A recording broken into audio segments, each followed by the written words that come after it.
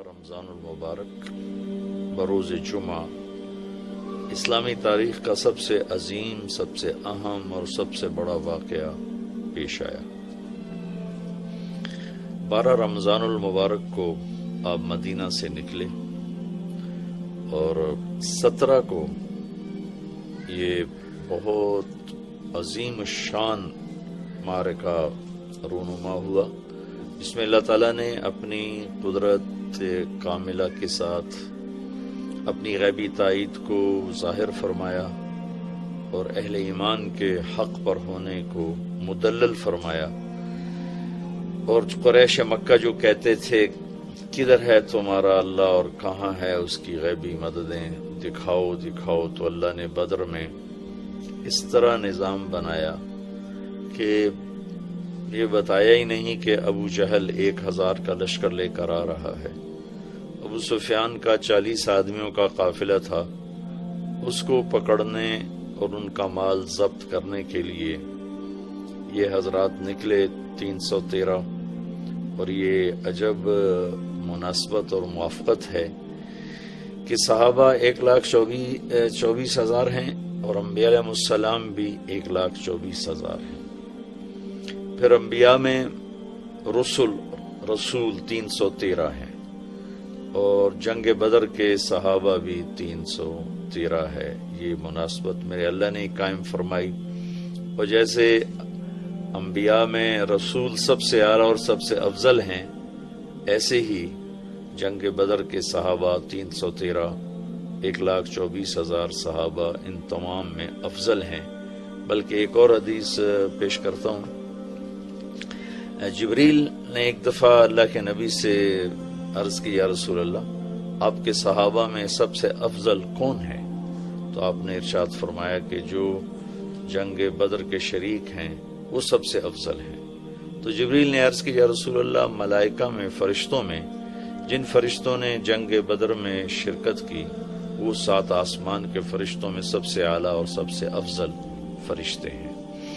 اس کو اللہ تبارک و تعالیٰ نے ایک معجزاتی معرکہ بنایا، ظاہر فرمایا۔ سارے لشکر میں 2 گھوڑے تھے، 8 تلواریں تھیں، 60 نیزے تھے، اور سامنے 300 سوار تھے، 700 تلواریں تھیں، سب نیزہ بردار تھے، تیر انداز تھے، پورے کیل کانٹے سے لیس ہو کر آئے تھے۔ اور یہاں پتہ ہی نہیں تھا کہ آگے مقابلہ کس سے ہو رہا ہے۔ تو جب جمع آمنا سامنا ہوا تو پھر آپ نے صحابہ سے رائے لی کہ بھائی اب بتاؤ اب کیا کیا جائے۔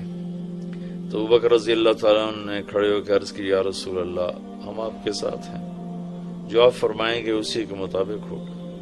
آپ نے پھر دوبارہ فرمایا، یا رسول بتاؤ بھائی کیا کیا جائے۔ تو عمر رضی اللہ تعالیٰ نے عرض کی، یا رسول اللہ، ہم آپ کے ساتھ ہیں، جو آپ حکم فرمائیں۔ پھر آپ نے کہا بتاؤ بھائی کیا کیا جائے۔ تو اس پر سعد بن معاذ رضی اللہ تعالیٰ عنہ کھڑے ہوئے، یہ انصاری صحابی ہیں مدینہ کے۔ تو کہنے لگے، یا رسول اللہ، لگتا ہے کہ آپ ہماری رائے لینا چاہتے ہیں مدینے والوں کی۔ تو یا رسول اللہ، ہم آپ کے حکم کے تابع ہیں، سالم من شئت وحارب من شئت۔ آپ جس سے آپ ہمیں لڑائیں گے لڑیں گے، جس سے صلح کروائیں گے صلح کریں گے۔ وقت حبال من شئت، جس سے آپ ہمارے تعلق توڑیں گے ہم اس سے اپنا تعلق توڑ دیں گے۔ سل من شئت وقت حبال من شئت، جس سے جوڑیں گے جڑ جائیں گے، جس سے توڑیں گے ٹوٹ جائیں گے۔ آپ ہمیں حکم دیں تو ہم انشاءاللہ آپ کے ساتھ ہوں گے اور آگے بڑھ کے ہوں گے، اور ہم میں سے ایک بچہ بھی پیچھے نہیں ہوگا۔ آپ ہمیں فرمائیں سمندر میں کود جاؤ تو ہم کود جائیں گے، برق غماد تک اپنے گھوڑے دوڑاتے چلے جاؤ، اونٹ دوڑاتے چلے جاؤ، ہم دوڑاتے چلے جائیں گے۔ آپ کا چہرہ کھل گیا۔ سعد بن معاذ سے پہلے ایک اور صحابی ہیں، ان کے بعد یاد آ گئی۔ مقداد بن اسود رضی اللہ تعالیٰ عنہ کھڑے ہوئے کہ یا رسول اللہ، آپ پوچھ رہے ہیں بار بار، تو اذا لا نقول كما قالت بنو اسرائیل اذهب انت وربك فقاتلا انا هنا قاعدون۔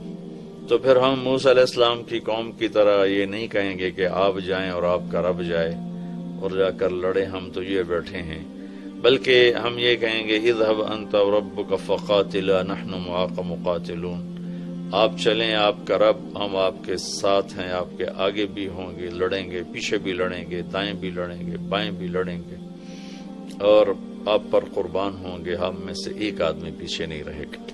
تو یہ ایک عجیب و غریب واقعہ ہے تاریخ کا، اسلامی تاریخ کا۔ اور شہدائے بدر شہداء میں سب سے افضل شہداء ہیں، اور شرکائے بدر تمام صحابہ میں سب سے افضل صحابہ ہیں۔